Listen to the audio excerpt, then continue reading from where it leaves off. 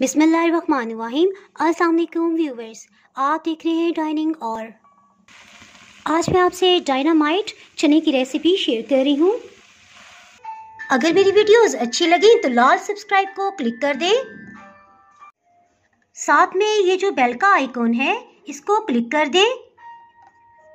इसको क्लिक करने से आपको मेरी हर नई वीडियो का नोटिफिकेशन सबसे पहले फ्री में मिलेगा। एक पाव सफ़ेद चने लिए हैं और इन्हें 3-4 पानियों में अच्छी तरह से धो के रात भर के लिए पानी में भिगो दिया था। पानी में किसी किस्म का सोडा शामिल नहीं किया। इन्हें एक पैन में डाल दिया। इसके साथ ही पानी 2 लीटर शामिल कर देंगे। 1 चाय की चम्मच नमक शामिल कर देंगे और इन्हें उबाल लेंगे।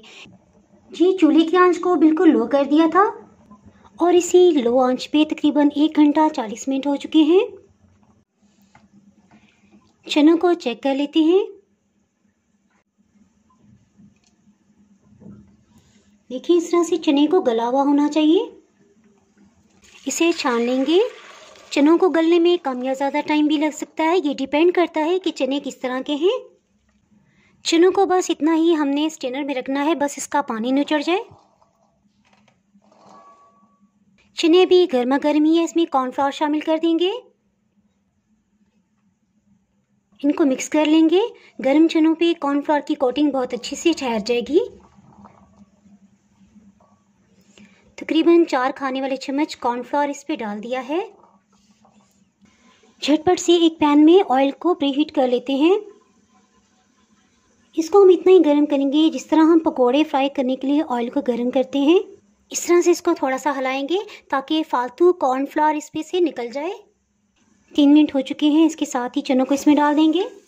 तकरीबन 2 मिनट तक इसे बिल्कुल भी नहीं हिलाएंगे ताकि इसके ऊपर से कोटिंग ना उतरे।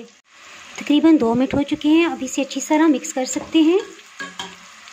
ये क्वेश्चन कि इसको कितनी देर के लिए फ्राई करना है, तो जिस तरह हम पकोड़े बनाते हैं जब वो तैयार हो जाते हैं तो ऊपर की सतह पे आ जाते हैं, तो ये भी जब ऊपर की सतह पे आने लगेंगे तो बस टर्न हो जाएंगे। ये देखिए, तकरीबन 7 मिनट हो चुके हैं। ये ऊपर की सतह पे आने लगे हैं और इसका कलर देखा जाए तो लाइट गोल्डन हो गया है। इसके साथ इन्हें निकालेंगे और देखिए कितनी क्रिस्पी इसकी आवाज़ आ रही है। इसी तरह सब चनों को फ्राई कर लिया है।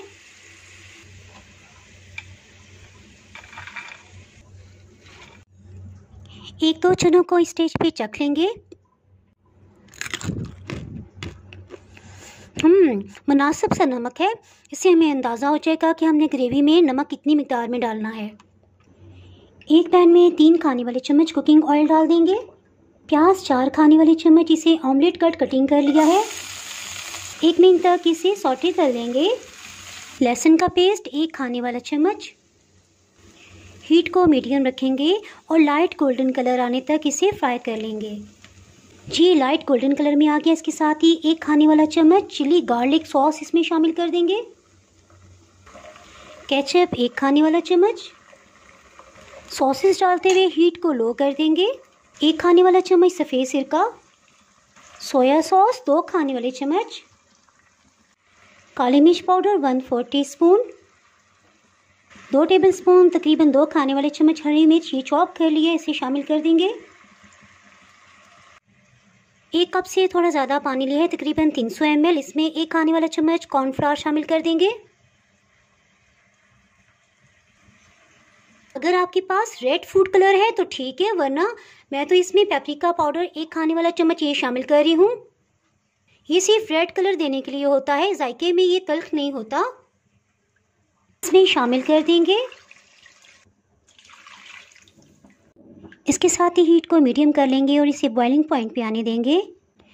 1 कप से ज़्यादा पानी इसलिए इसमें शामिल किया ताकि सब चीज़ों का फ्लेवर अच्छी तरह इसमें डेवलप हो जाए।